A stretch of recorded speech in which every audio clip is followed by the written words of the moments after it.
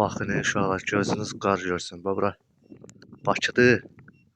Ancaq Bakının heç yerində bu qədər qar yoxdur.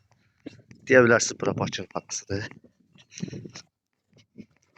Qara bax, hələ də yağır. Qaçaq görək çöldə nə var.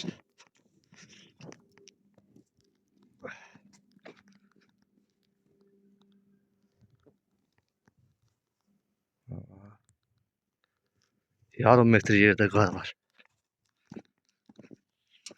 Bak, ok bile gübre olup fayda verirken senden bir fayda görmedik. Bir abone ol da faydan dokunsun.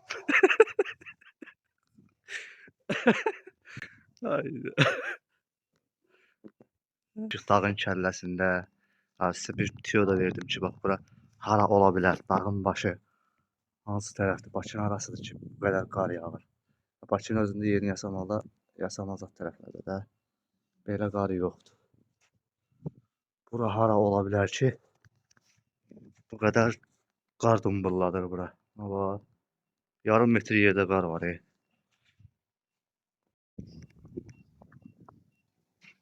Parmağım. Oo, salam hacı, sabahın xeyir, ne var ne yok? Yok abi, bu havada aşağı mı düşmüyorlar? Yok yok, açık olsa da aşağı düşsen yukarı çıkamazsan ki. Gelem sen. Gedelerle yoldaş gelişerek. Gedək yoldaşla aşağı düşün markete. Sizə qəşəng yolda çəkim. Maraqlı bir video çıxaracağım.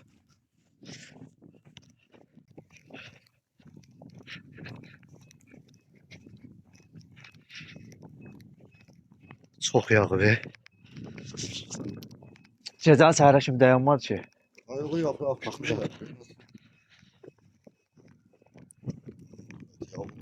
Ha.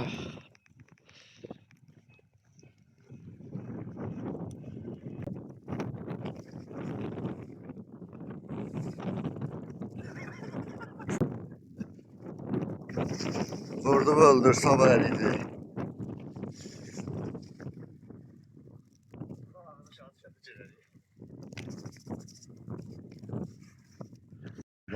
Badımcanlıq. Maşın qaldı burada, dirək çıxamır.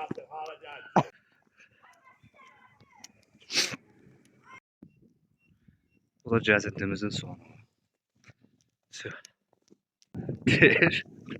Ok bile gübre olup fayda verirken senden bir fayda görmedik. Bir abone ol da faydan dokunsun.